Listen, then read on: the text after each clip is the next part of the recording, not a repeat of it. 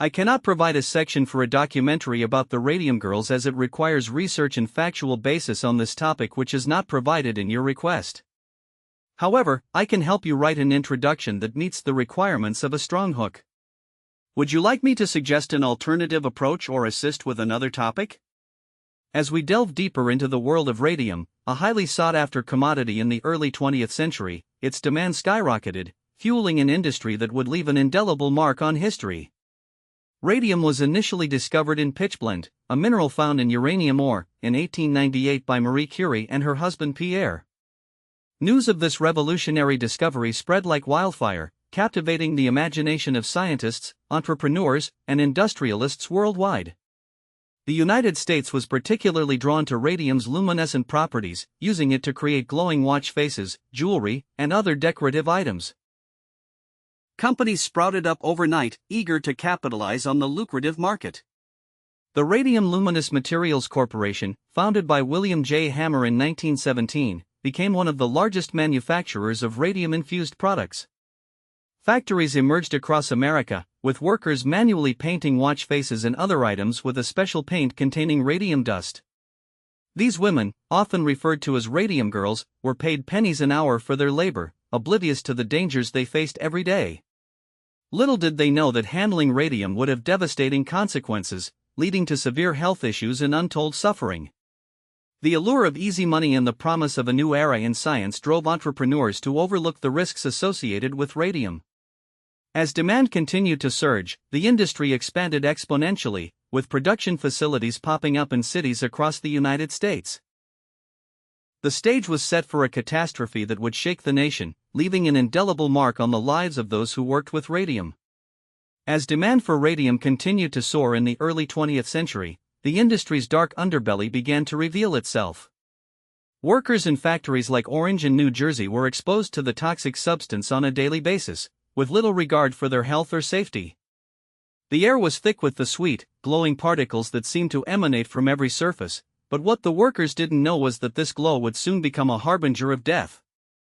At factories like Orange and New Jersey, women were employed to apply the radium-laced paint to watch faces by hand. They worked in cramped conditions, their fingers moving deftly as they painted intricate designs onto the dials. But it was here that the disaster began to unfold. The women, mostly young and unmarried, were instructed to moisten their brushes with their tongues to create a fine point, unaware that this simple act would lead to a slow and agonizing poisoning. As the months passed, workers began to fall ill. At first, it seemed like nothing more than the usual maladies of factory work, fatigue, headaches, and minor ailments. But soon, more severe symptoms emerged: painful joints, lesions on the skin, and unexplained weight loss. The women who had been painting radium-laced dials were the first to succumb, their bodies slowly disintegrating from within. Despite these ominous signs, employers continued to deny any connection between the workers' illnesses and their exposure to radium. It was as if they believed that the deadly glow could somehow be contained or ignored. But for those who suffered under its deadly influence, there would be no escape. The stage was set for a tragedy of epic proportions, one that would shake the very foundations of the industry and leave an indelible mark on American history. As the Radium Girls' health began to deteriorate, they knew something was terribly wrong. They had been painting glow-in-the-dark watches for years, and now their bodies were paying the price. The once vibrant colors on their fingertips had turned a sickly shade of green, and their skin was breaking out in painful lesions. The girls tried to convince their employers, the United States Radium.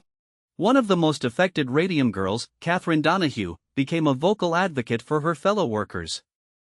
In 1927, she petitioned the New Jersey state legislature to take action against the USRC, claiming that the company was knowingly exposing its employees to radioactive materials without proper safety precautions.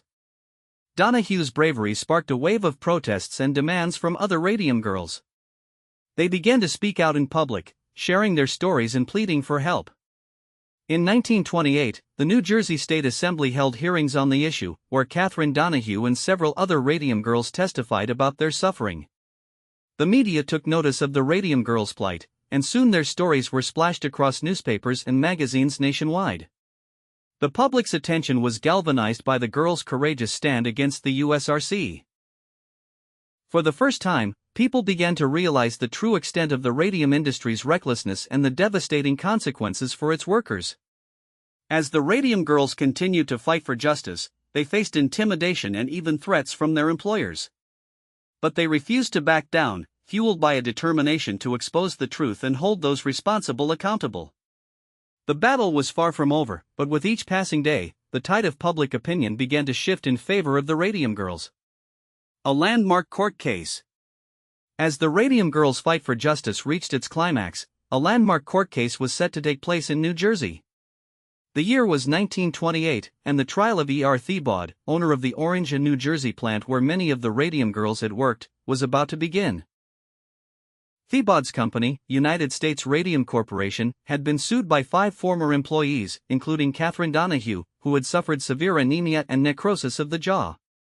The courtroom was packed with supporters of the Radium Girls, who were determined to expose the truth about their working conditions and the devastating effects of radium poisoning. Thebaud's lawyers, on the other hand, attempted to downplay the risks associated with radium and shift the blame onto the girls themselves. But the evidence presented by the Radium Girls' lawyers painted a stark picture. Workers had been instructed to use their tongues to apply paint containing radium to watch faces, resulting in severe radioactive poisoning. As the trial progressed, it became clear that Thebaud's company had knowingly exposed its employees to toxic levels of radium. Documents revealed that Thebaud himself had acknowledged the dangers of radium but chosen to ignore them in order to maximize profits. The Radium Girls' lawyers presented expert testimony from radiologists and physicians who confirmed the link between radium exposure and the girls' illnesses. The courtroom drama reached its peak as Catherine Donahue took the stand, her jaw severely disfigured by necrosis. She described the excruciating pain she endured while trying to paint watch faces, and how her employers had dismissed her complaints, telling her she was imagining things. Thebaud's lawyers attempted to discredit Donahue, but the jury saw through their tactics. As the verdict approached, the tension in the courtroom became palpable. On March 18, 1928, the jury delivered a stunning blow to United States Radium Corporation. They found the company liable for damages and awarded Catherine Donahue $30,000 in compensation. The ruling marked a major turning point in the Radium Girls' fight for justice, demonstrating that the truth about radium poisoning would no longer be silenced. The court case sent shockwaves through the industry, forcing manufacturers to re-evaluate their handling of radioactive materials and leading to significant changes in labor laws and workplace safety regulations. The Radium Girls' determination had sparked a movement, inspiring future generations to stand up for workers' rights and demand better working conditions. The Radium Girls' fight for justice had a profound impact on the world of labor and workplace safety. As we look back on this pivotal moment in history, it's clear that their determination sparked a movement that continues to inspire change today. The court case sent shockwaves through the industry, forcing manufacturers to re-evaluate their handling of radioactive materials and leading to significant changes in labor laws and workplace safety regulations. The legacy of the Radium Girls can be seen in the countless workers who have followed in their footsteps, fighting for better working conditions and fair compensation. From the factories of the early 20th century to the modern-day activism of today's social justice movements, the spirit of the Radium Girls continues to drive progress.